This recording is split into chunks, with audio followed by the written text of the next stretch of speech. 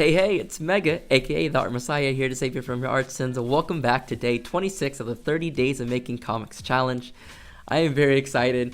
We are coming up to the finish of this challenge, and hopefully you guys have stuck around for this entire time. Now, if you've clicked on this video, you probably want to learn how to draw faster, and that's great because that's what I am going to explain in this video. And for those of you wondering, what are the benefits of drawing faster? I'm going to go ahead and explain that right now and kind of dispel a little bit of the myths that some people kind of have in their mind. Now, number one, people think that, okay, if you're drawing fast, well, then it's not going to be quality. You're not going to be able to make something that looks really, really good. And you're just rushing, right? You don't want to rush art. You want to take your time and make the best piece possible. Now, in the world of comics and animation, it's a little bit different, right? We are worried about quality, but there's a few key things that we can learn from drawing quicker and doing studies where we have to force ourselves to draw quicker. So let me go over some of the benefits. So number one, you're going to be able to produce pages and animation more quickly if you can draw more quickly.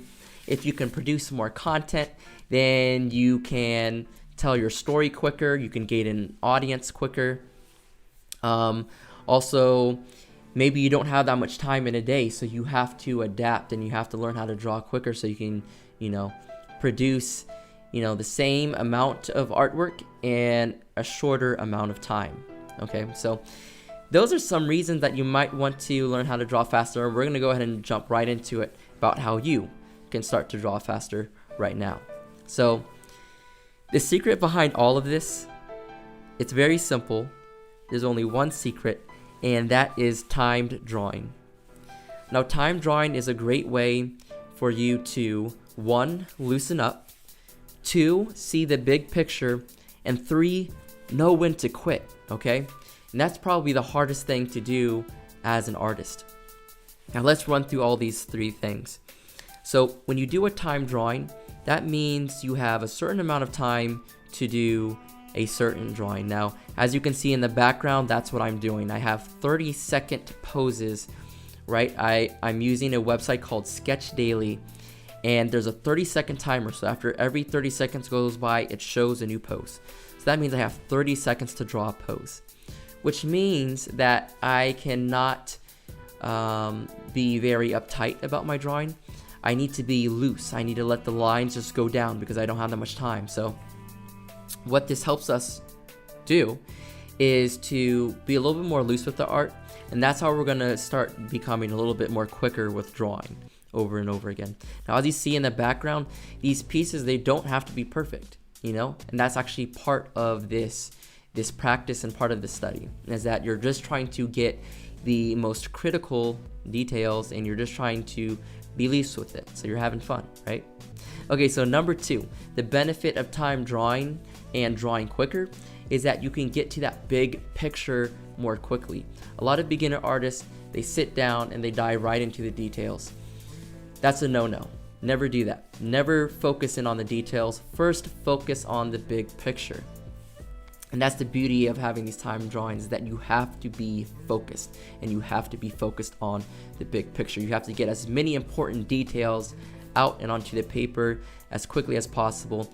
And this is going to help you draw from imagination, because whenever you have that picture in your head and you learn how to focus on that big picture and show those details very quickly, then you're going to be able to draw from your imagination much, much, much better. So yeah, go ahead and focus on those, big picture main details. Now, the third and final thing that is just so important about doing time drawings and making you quicker as an artist is going to be the fact that you have to know when to quit. As an artist, we can spend hours and hours and hours going over the details and sometimes over-rendering stuff. And at times that can be actually detrimental to your artwork. Imagine you're working on a painting and every single part of the painting has the same level of detail. Well, if it all has the same level of detail, the audience, the reader, they don't know where they should be looking, right? Because everything seems important. and that can be a little bit overwhelming. That could make it too dense. Any photographer and any artist will tell you that you really want to guide the audience's and the reader's mind through your work by highlighting the details that are most important. So if you know when to quit and you know when to stop detailing, then that's going to make you a better artist, and you're going to get out of the mindset of being a perfectionist. Okay, so those are all my reasons for doing time drawings and drawing quicker, and how it has helped me. It's helped me as an artist to be a little bit more fluid with my work, and I love doing these gesture studies now. I love doing these composition studies because I just get to learn so much more, and I'm actively thinking about the details that are important. So I want you guys to try this out. Try it out today. Go on to sketchdaily.net and do 30-second drawings, and I don't care if you can complete that drawing in that time. Just do a series of, let's say, 10 of them, okay? That's only 5 minutes. Just spend 5 minutes out of your day doing that one exercise, right, of just getting loose. Do this before you start drawing. This is your warm-up. And then increase it to a minute.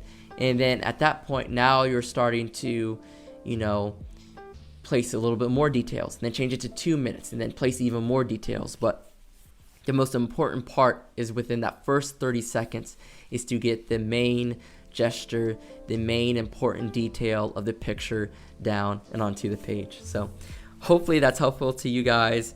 I love doing these kinds of study. They're fun, they're very active, and I feel like I learn a lot. So if you have any questions about that, leave it in the comment section down below. And the question of the day is, do you do gesture studies? And just go ahead and respond down below, and I'll be back with another video. So I'll see you guys next time. Peace.